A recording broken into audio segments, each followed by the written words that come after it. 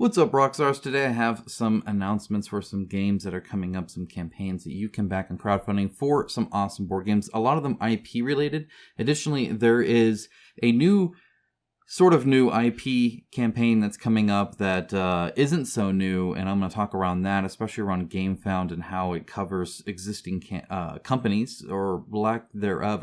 It gets... The company situation's weird. It always is. There's some weird funny business going on. I'll explain through that.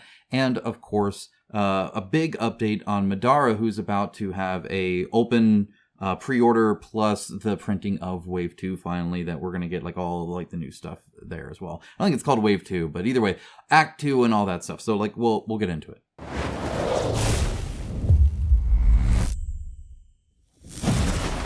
Alright, so we're going to start out right off the bat with Blasphemous, the board game by Luz Mana Studio. Blasphemous, if you didn't know, is a video game series. There's actually two of them. I've not played it yet. However, I do like the grim, dark sort of thing.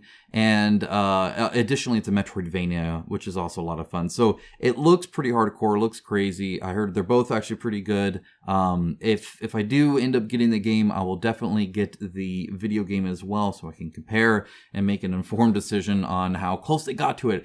But regardless, here it is right here. And really, they've only released this image here, which is a close-up of the one mini they have of the main character. He's got the big tall hat with the thorns, stuff like that. It is a very oppressive one, right? I mean, he's called the Penitent One. A very oppressive game, and I think it's going to have some really cool art, some really cool minis. I don't know how the gameplay will be, how it'll translate the Metroidvania into a board game, but I am curious what they're going to do there. So definitely I'll be covering this and pretty excited about it. It's for 1 to 4 players as well, which, again, it's not like a solo video game. So it'll be interesting to see how this ends up. I'll cover more as they cover it, of course. The free gift, by the way, it does show the Penitent One, and I don't know why the Penitent One is like a free gift. I don't get that. How do you play the game with that? I don't know. So we'll see. But I guess it's 1 to 4 players, so I don't know. Maybe if the IP makes more sense then. As far as I knew, it was just a regular single player Metroidvania. So let me know if that is something different. All right, next up is Ascending Fate. This one actually launches in 3 days. So I'm actually pretty pumped for this one. It's by Freebooter Miniatures. They do make some really great minis. And the Freebooter game seems to be really, really cool. I haven't quite dug into it yet. I'm still reading through the rule book and, making slow progress on that. But I am excited to play that. I do have a lot of their miniatures because they are quite unique. As you can see here, they even have Resident Evil Lady D kind of person, which is kind of fun with a big hat and all that. So that's neat. Obviously, I like the Z-Can guy here. They're actually... Not only is it not terribly expensive for a skirmish game, I feel, where the 71 is about 77 USD, and then they have mercenary expansions where you get other factions, right? In other words, one of these kind of groupings of people, and they're about 40 USD is what each of the factions are. And there's 4 factions, as far as I can tell. This is everything but stretch goals, right? So they will be having some stretch goals, and as you can see, they're still showing that more are coming, which would be kind of interesting to see as well. Now, these are not the metal miniatures from the Freebooters range. And so this is actually the Unicool plastic, and I have some Unicool miniatures I'm going to show you to kind of see. This is typically how they made miniatures. They've been making them in some resin plastic. I don't know if it was Unicool before or not, but they've started to do that. And as you can see, these are some of the minis here. They're not quite finalized, but they do look pretty darn good. Unicool is actually pretty nice. So as you can see, they can be very dynamic, right? So here's a Unicool plastic miniature. I keep these loose in the box, by the way, and she hasn't broken. They're actually quite robust. Here's another one, just kind of, you can, again, see some of the detail. They're actually really nice. I like them, I think, more than the CO cast even. This one, I just wanted to show you how skinny his swords are. And again, they have not broken off. And he's just stored loose in the box. He rattles around in there. Very detailed, quite robust, perfect for playing miniature games, I feel, because you do pick them up and use them. You're not just painting and putting on a display. like you would a resin. That being said, it's obviously really, really well detailed and dynamic and stuff like that. So I really like the Unicool plastic. I think they do a great job on it, and I'm excited to see these for sure. All right, moving on, we have the Bad Karmas and the Curse of Cthulhu. Now, this is interesting and worth a little bit of talking about. So this is the sequel or another game in the Bad Karmas, the series on Teberu. That's, I guess, going to be a series. So as you can see, it definitely has a different look and feel for sure, but otherwise probably plays fairly similar. They have the different Cthulhu kind of eldritch horror things that you'll be fighting, and then obviously you're on your mat doing that, and you have your smartphone for your cards and stuff. I went ahead and reviewed the Bad Karmas. You can check that out. I'll try to link down to it in the description below. That was an early version of it since then they've actually delivered it, and people have been enjoying it actually as well. Now, one of the interesting things I noticed was there was a comment here, right here, saying that essentially this person was playing it on a Fire tablet, which obviously is a forked version of Android that Amazon has, and while he sideloaded it on the actual Play Store, it's still on that custom OS that or custom version of the Android OS that Amazon uses on Fire tablets. Before they were able to play and actually got to the eighth boss battle, and they were excited to play that with their family, but then there was an update made to the app to just improve it or whatever that ended up breaking functionality on the Fire tablets. Now, their response is, hey, we never said it supports it just like Chromebooks, right? That it actually is for Android phones only, right? Or a proper Android tablet. Either way, an Android device and not some version of it. That being said, it goes to show that these games can break. It is possible. There's a lot of benefit. There's pros and cons, right? I really like the fact that they could balance cards, that they could update cards, they could add cards. You could fundamentally get things fixed and changed. So we're going to be covering Middara later, and they're on version 1.6 or 1. I don't know. Either way, they've had multiple rule books, multiple tweaks. They've had to go through once it got to Act 2 and 3 and start changing some of the math to make sure it scales well and stuff like that. All of that kind of stuff is really expensive to do from a board game perspective.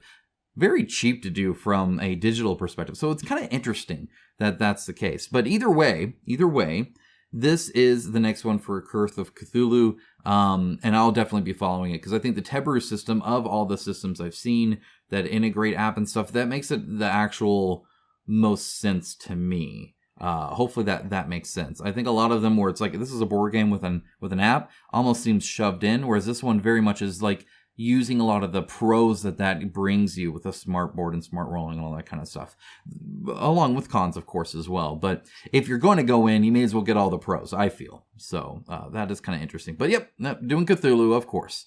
All right, next up we have a Cyberpunk 2077 update.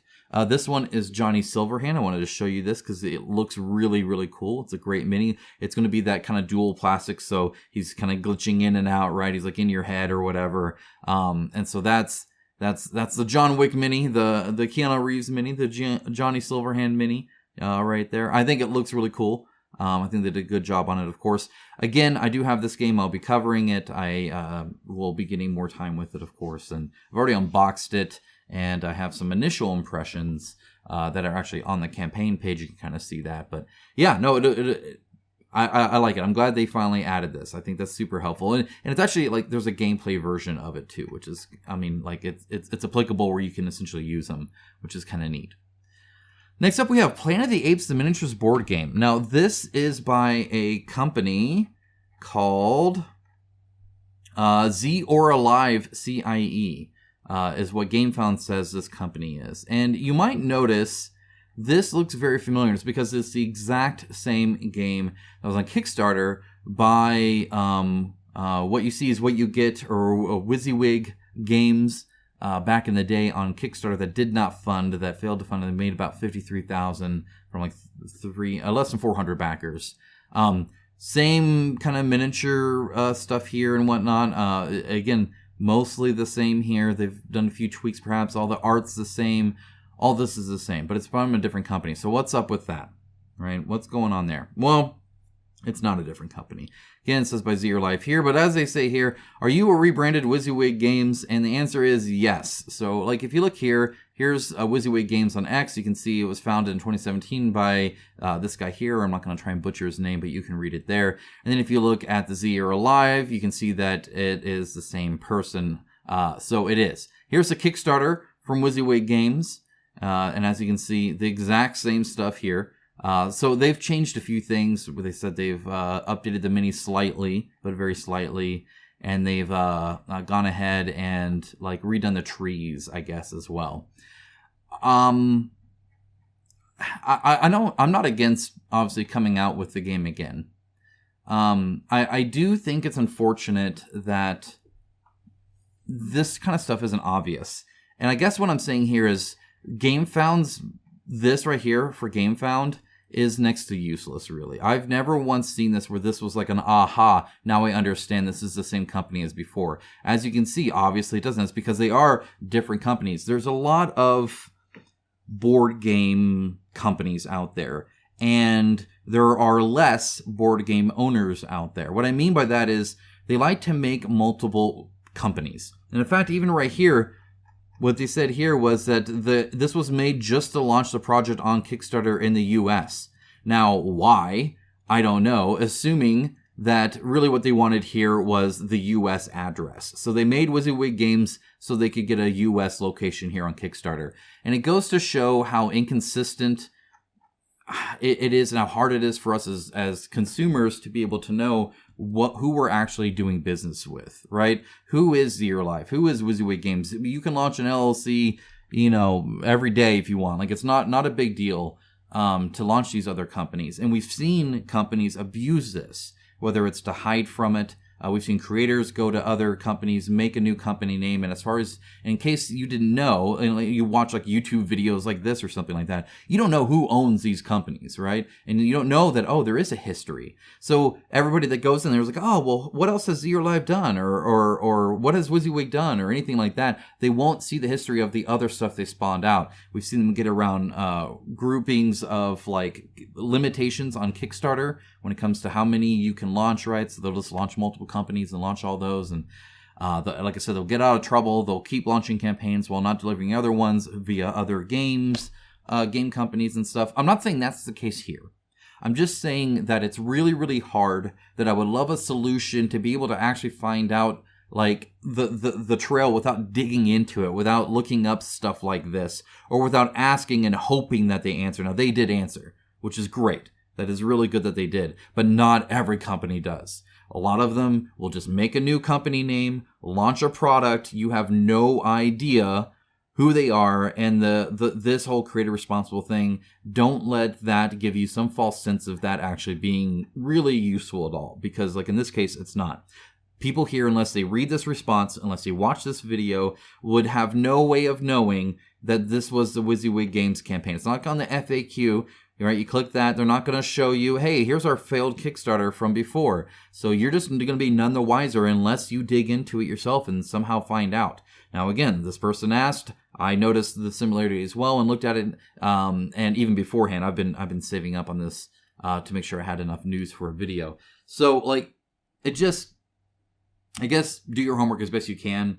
Just know that the odds are stacked against you, and actually finding out the truth, you're going to have to do some digging. They are not going to necessarily come out and freely advertise past failed experiences, other companies connected to them. And it sucks, right? Because like you're not an investor, right? Like you have no idea this guy who owns it, right? What else he's doing.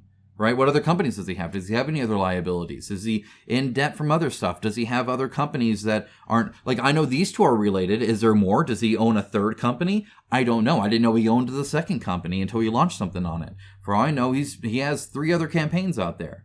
Now, again, I'm not saying he does. I'm not saying this is malicious, inherently. What I'm saying is you as a consumer, me as a consumer, have no way of knowing, unless you really dig into each one. And even then, it can be very hard to figure it out, right? They'll lie about addresses on Kickstarter all the time. They're like, oh, well, my cousin made the font, or he handles our licensing or something like that, and he lives in in New York, so it's now under New York instead of, Lebanon or wherever they're from. It doesn't, we've seen that happen all the time, right? They'll purposely kind of make the sales pitch, the campaign look great, but that hides a lot of actual real information that would be super useful to know as you back a campaign. So again, they were upfront about it, at least at that point. Again, I think it would be great to have an FAQ. It'd be great to mention it on the campaign page. Hey, by the way, we did do this as WYSIWYG Games. We did have a failure. We've learned a lot of lessons. Here's a link to the previous campaign. We're owned by the same people. We're the same people doing that one as this one, but with more people and with lessons learned. And that's all fine. But I'd love for it to actually be there and not just hidden in comments that are going to never be found again, or on this video that it will eventually be old news, right? So anyway, Planet of the Apes, the miniature board game, coming back on GameFound versus Kickstarter. Okay, lastly, Middara. There's quite a bit. I've been, again, tracking these for a while. I've been reading them for a while, and here's one of the updates, right? And they're showing off some of the minis, and they look cool and all that. But they've been doing, weekly updates.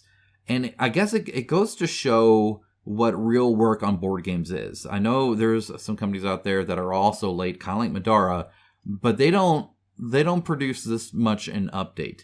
And I think it's noticeable, right? When they actually have story written, when they actually are talking around mechanics and changes and testing and all that, and it's actually being done, it's kind of nice to see real progress. And again, you see that here, especially as you read through these, which is great. The one issue I have is I think sometimes important news gets lost in the shuffle, especially when you're updating weekly. It's very easy, most people aren't going to pick the update 3 weeks ago, right? So if they're just coming in here, they check once a month on Middara, and they have all these updates, it's going to be hard to actually find out the information. And there's just finding the signal from the noise, right? There's a lot of information here. What's important to you? How can you find that really quick? That can be kind of difficult. Either way, I appreciate seeing the updates. I'm excited for the rest of the game to come. I think it's going to be great. I really hope to show off a lot of that content for you guys here on this channel. It's going to be awesome, of course. And I appreciate a company actually doing work on their board game and making sure that it's the best it can be. At the end of the day, we just want great games, and that's what this is all about, right? Okay, that's it. That's all I had, guys. If you have anything else I'd need to look at or anything you'd like to request coverage of, feel free to let me know in the comments below. Of course, guys, thank you so much. Stay tuned. I do have some unboxings of some other games that I have gotten, that I've received that you haven't seen yet. So I'm going to be unboxing that, of course.